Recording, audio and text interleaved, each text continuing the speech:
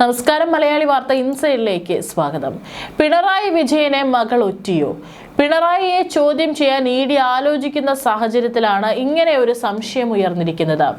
ഇന്നലെ കൊച്ചിയിൽ നടന്ന ചോദ്യം ചെയ്യലിന് ശേഷമാണ് പിണറായിയിൽ നിന്ന് വിവരങ്ങൾ മനസ്സിലാക്കാൻ ഇഡി ആലോചിക്കുന്നത്. സേവനം നൽകാതെ പണം കിട്ടിയെന്ന കാര്യം വീണ സമ്മതിച്ചുവെന്നാണ് വിവരം. എന്നാൽ എങ്ങനെ കിട്ടിയെന്ന് വീണ വിശദീകരിച്ചില്ല. ഇതാണ് പിണറായിയിലേക്ക് കാര്യങ്ങൾ തിരിയാൻ കാരണം. സ്വാഭാവികമായും മകളെ ഉപയോഗിച്ച് മുഖ്യമന്ത്രി പണം ഉണ്ടാക്കിയെന്ന് കരുതേണ്ടി വരും. അതിനാണ് മുൻ മുഖ്യമന്ത്രിയിൽ നിന്നും വിവരങ്ങൾ തേടാൻ ഇഡി ആലോചിക്കുന്നത്. വീണ പിതാവിനെ സംരക്ഷിക്കാൻ നിൽക്കാത്തത് എന്തുകൊണ്ടാണെന്നും വ്യക്തമല്ല. CMRL എക്സാലോജിക് ഇടപാട് കേസിൽ മുൻ മുഖ്യമന്ത്രി പിണറായി വിജയന്റെ മകൾ വീണ ടിയുടെ ഇന്നലത്തെ ചോദ്യം ചെയ്യൽ പൂർത്തിയായി. കൊച്ചിയിലെ എൻഫോഴ്സ്മെന്റ് ഡയറക്ടറേറ്റ് ഓഫീസിൽ 9 മണിക്കൂറോളമാണ് ചോദ്യം ചെയ്യൽ നീണ്ടത്. ഇനി മുൻ മുഖ്യമന്ത്രി പിണറായി വിജയനെ ചോദ്യം ചെയ്യുമോ എന്നാണ് കേരളം ഉറ്റുനോക്കുന്നത്. ഇത് രണ്ടാം വട്ടമാണ് വീണയെ ഇഡി ചോദ്യം ചെയ്യുന്നത്. ഇന്നലെ രാവിലെ 9:30-ഓടെയാണ് വീണ ഇഡി ഓഫീസിലെത്തിയത്. 10:30-ഓടെ ചോദ്യം ചെയ്യൽ ആരംഭിച്ചു.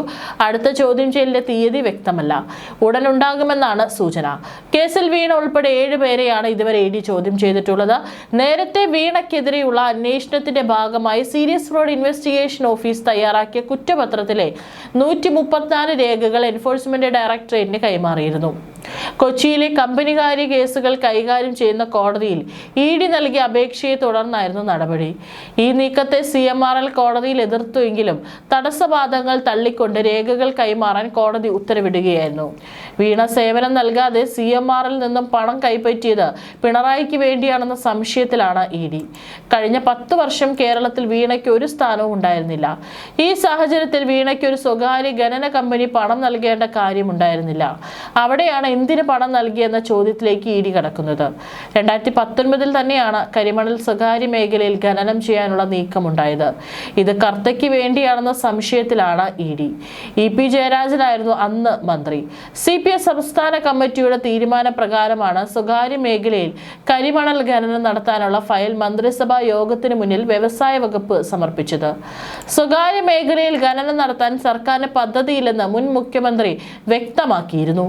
അങ്ങനെയെങ്കിൽ സർക്കാർ നിലപാടിന് വിരുദ്ധമായ ഒരു ഫയൽ വ്യവസായ വകുപ്പിൽ എങ്ങനെ ഉടലെടുത്തു എന്ന ചോദ്യം ഉയർന്നു. കരിമണൽ ഉൾപ്പെടെയുള്ള ധാതു ഖനനം സ്വകാര്യ മേഖലയിൽ തടഞ്ഞ് കേന്ദ്ര സർക്കാർ കൊണ്ടുവന്ന നിയമ ഭേദഗതിയെ മറികടന്നാണ് വ്യവസായ വകുപ്പ് സ്വകാര്യ ലോബിക്ക് അനുകൂലമായ നിലപാട് സ്വീകരിക്കുകയും ദ്രുതഗതിയിൽ ഫയൽ നീക്കുകയും ചെയ്തത്. ഇതിന് പിന്നിൽ ഉന്നതതല ഗൂഢാലോചനയുണ്ടെന്ന് വ്യക്തമായിരുന്നു. സംഭവം വിവാദമായതോടെ അന്നത്തെ മുഖ്യമന്ത്രി തന്നെ വിഷയത്തിൽ ഇടപെടുകയായിരുന്നു. മുഖ്യമന്ത്രിയുടെ പിന്തുണയോടെയാണ് അങ്ങനെയൊരു നീക്കം വകുപ്പിൽ നടന്നത്.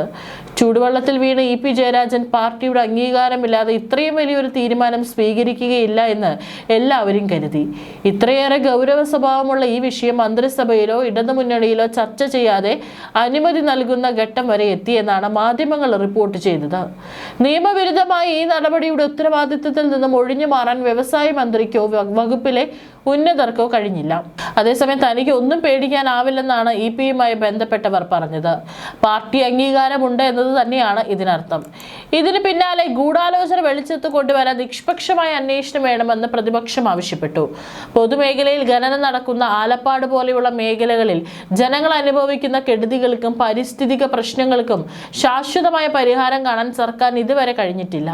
ശാസ്ത്രീയമായ ഖനനം പോലും നിയന്ത്രണ വിധേയമായി നടത്തുന്നതിനെ കുറിച്ച് കൃത്യമായ നിലപാട് സ്വീകരിക്കാൻ കഴിയാത്ത ഒരു സർക്കാരാണ് സ്വകാര്യ മേഖലയിൽ ഖനനാനുമതി നൽകാൻ തുനിഞ്ഞത്. ഖനനത്തിന് ആദ്യം അനുമതി നൽകിയത് 2019 ലോക്സഭാ തെരഞ്ഞെടുപ്പിന് തൊട്ടു മുമ്പാണ്. കോടിക്കണക്കിന് രൂപയാണ് സ്വകാര്യ ഖനന കരാറിലൂടെ മറഞ്ഞത്. കരിമണൽ ഖനനത്തിന് സർക്കാർ അനുമതി നൽകിയത് പാലാ ഉപതെരഞ്ഞെടുപ്പിന് തൊട്ടു പിന്നാലെയാണ്. സ്വകാര്യ മേഖലയ്ക്കുള്ള അനുമതി തൽക്കാലം തള്ളാത്ത സാഹചര്യത്തിൽ മുതലാളിമാരുടെ കടാക്ഷം CPM-ന് മേൽ എന്നും ഉണ്ടായിരുന്നു. CMRL-ന് മൈനിങ് ലൈസൻസ് നൽകിയത് ഉമ്മൻചാണ്ടി സർക്കാരാണെന്ന് അന്നത്തെ മന്ത്രി P. രാജീവിന്റെ പ്രസ്താവനയാണ് കോൺഗ്രസിനെ പ്രതിസന്ധിയിലാക്കിയത്. 2002-ൽ AK ആന്റണി മുഖ്യമന്ത്രിയായിരിക്കുന്ന കാലത്താണ് ഇതിനുള്ള ഫയൽ വർക്ക് ആരംഭിച്ചത്. പിന്നീട് അധികാരത്തിലെത്തിയ ഉമ്മൻചാണ്ടി മൈനിങ് ലൈസൻസ് ശശീന്ദ്രൻ കർത്തയ്ക്ക് നൽകിയെന്നാണ് മന്ത്രിയായിരിക്കെ രാജീവ് പറഞ്ഞത്. തോട്ടപ്പള്ളിയിൽ നിന്നും എടുക്കുന്ന മണലിൽ 50% വീതം IRE-യും KMML-ഉം കൈകാര്യം ചെയ്യുന്നുണ്ട്. ഇൽമനൈറ്റ് പൂർണ്ണമായും KMML-ന് കൊടുക്കണം എന്നും MOU സർക്കാർ പുറത്തിറക്കിയിട്ടുണ്ട്.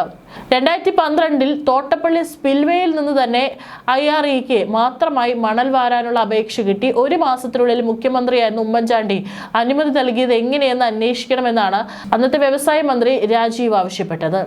യഥാർത്ഥത്തിൽ ഈ കേസിൽ 1-ാം പ്രതി അക്കാലത്തെ വ്യവസായ മന്ത്രിയായിരുന്ന PK കുഞ്ഞാലിക്കുട്ടിയാണ്. ഇതാണ് കോൺഗ്രസിന് അലട്ടുന്ന പ്രതിസന്ധി. എന്നാൽ CMRLന് വേണ്ടി ഭൂപരിധി നിയമത്തിൽ ഇളവിനെ മുഖ്യമന്ത്രി പിണറായി വിജയൻ നേരിട്ട് ഇടപെട്ടു എന്ന് കോൺഗ്രസ് നേതാവും MLAയുമായ മാത്യു കുഴൽനാടൻ പറഞ്ഞു.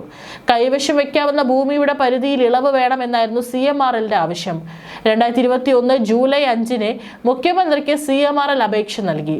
ജില്ലാ സമിതിക്ക് മുമ്പിൽ കമ്പനിക്ക് വീണ്ടും അപേക്ഷ സമർപ്പിക്കാൻ അവസരം ഒരുക്കിയത് മുഖ്യമന്ത്രിയാണെന്നും മാസപ്പടിയിലെ യഥാർത്ഥ പ്രതി പിണറായി വിജയനാണെന്നും മാത്യു കുഴൽനാടൻ ആരോപിച്ചു.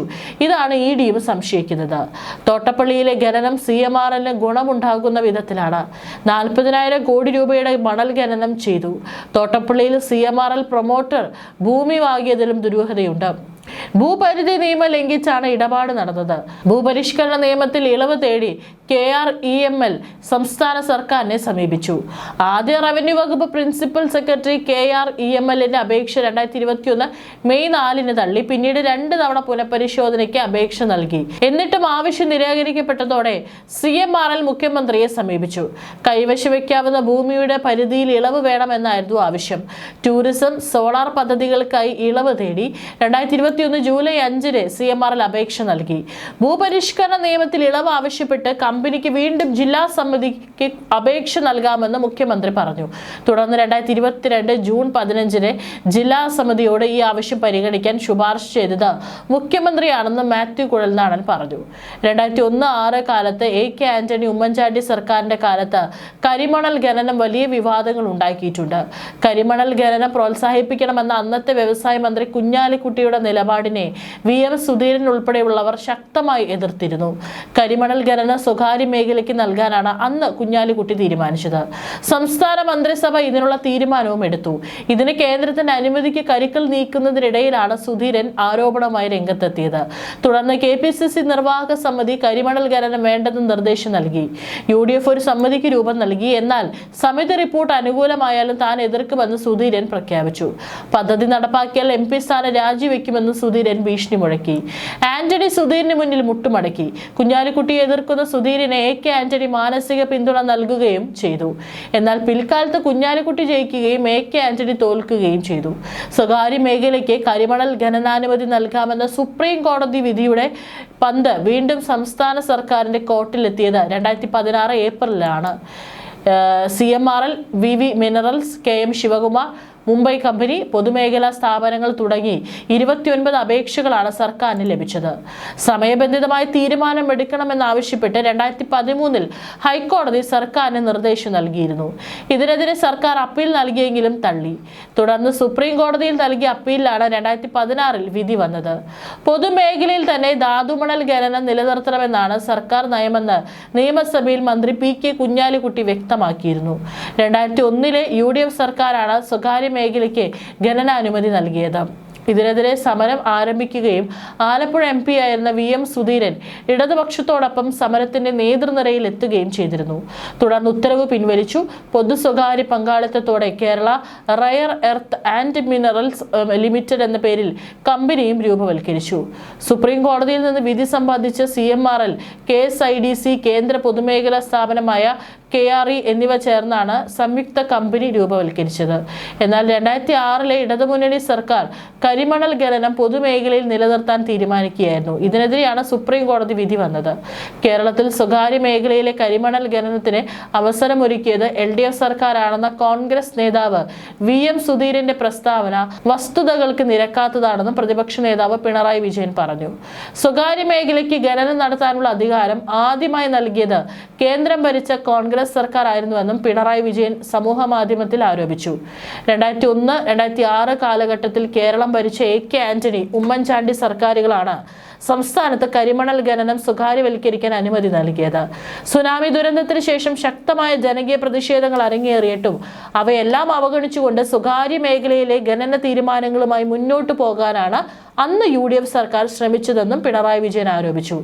എന്നാൽ 2006 അധികാരത്തിൽ വന്ന LDF സർക്കാർ സ്വകാര്യ കരിമണൽ ഖനനത്തിനെതിരെ കർശന നിലപാട് സ്വീകരിക്കുകയാണ് ചെയ്തത്. ഇതിനെതിരെ കരിമണൽ കമ്പനികൾ കേന്ദ്ര മൈനിംഗ് വകുപ്പിനെ സമീപിച്ച് അപ്പീൽ നൽകിയപ്പോൾ അന്ന് കേന്ദ്രം ഭരിച്ചിരുന്ന കോൺഗ്രസ് സർക്കാരും ബന്ധപ്പെട്ട വകുപ്പ് മന്ത്രിയും കരിമണൽ ലോബിക്ക് അനുകൂലമായ നിലപാടാണ് കൈക്കൊണ്ടത്. കേന്ദ്രത്തിൽ നിന്ന് അനുകൂല നിലപാടുണ്ടായിട്ടും കേരളത്തിലെ LDF സർക്കാർ സ്വകാര്യ ഖനനത്തിന് വഴങ്ങിയില്ല. ഇതോടെ സംസ്ഥാന സർക്കാരിന്റെ തീരുമാനത്തിനെതിരെ കരിമണൽ കമ്പനികൾക്ക് ഹൈക്കോടതിയെ സമീപിക്കേണ്ട നിലയുണ്ടായി. പിന്നീട് 2011 UDF വീണ്ടും അധികാരത്തിലെത്തിയപ്പോൾ കമ്പനികൾ നൽകിയ ഈ കേസ് മനഃപൂർവ്വം തോറ്റുകൊടുക്കുന്ന സമീപനമാണ് സർക്കാർ സ്വീകരിച്ചത്. എങ്കിലും ജനങ്ങളുടെ ശക്തമായ പ്രതിഷേധങ്ങൾ കാരണം വിചാരിച്ച രീതിയിൽ സ്വകാര്യ ഖനന തീരുമാനം നടപ്പിലാക്കാൻ അന്നത്തെ UDF സർക്കാരിന് സാധിച്ചില്ല. 2016 LDF വീണ്ടും അധികാരത്തിലെത്തുകയും 2026 വരെയുള്ള കാലയളവിൽ സംസ്ഥാനത്ത് ഒരിടത്ത് പോലും സ്വകാര്യ ഖനനത്തിന് അനുമതി നൽകാതിരിക്കുകയും ചെയ്തു. 2023 കേന്ദ്ര സർക്കാർ മൈനർ മിനറൽസ് ലൈസൻസിംഗ് നിയമത്തിൽ കരിമണൽ ലോബിക്ക് ഗുണം ചെയ്യുന്ന രീതിയിൽ ഭേദഗതി കൊണ്ടുവന്നപ്പോൾ അതിനെ ഏറ്റവും ശക്തമായി എതിർത്തത് കേരളത്തിലെ LDF സർക്കാരായിരുന്നു. കേരളത്തിലെ ഔദ്യോഗികമായ എതിർപ്പിനെ തുടർന്നാണ് കേന്ദ്ര സർക്കാർ പിന്നീട് ആ നിയമ ഭേദഗതി പിൻവലിക്കേണ്ടി വന്നത്. കഴിഞ്ഞ 10 വർഷമായി കരിമണൽ ലോബിക്കെതിരെ വിട്ടുവീഴ്ചയില്ലാത്ത നിലപാടാണ് LDF സർക്കാർ സ്വീകരിച്ചത്. പൊതുമേഖല അധിഷ്ഠിതമായ റയർ എർത്ത് ഇടനാഴി എന്ന ആശയമാണ് അവസാനത്തെ LDF സർക്കാർ മുന്നോട്ട് വെച്ചത്. ഇതിനെ അട്ടിമറിച്ചുകൊണ്ട് കേന്ദ്ര സർക്കാരിന്റെ പാതയിൽ സ്വകാര്യവൽക്കരണത്തിലുള്ള നീക്കത്തിലാണ് ഈ ബജറ്റിൽ UDF സർക്കാർ ശ്രമിച്ചത്. Rare earth critical mineral corridor എന്ന ബജറ്റ് നിർദ്ദേശം കരിമണൽ ലോബിയുടെ താല്പര്യമാണെന്നും വ്യക്തമാണെന്നും പിണറായി വിജയൻ വ്യക്തമാക്കി.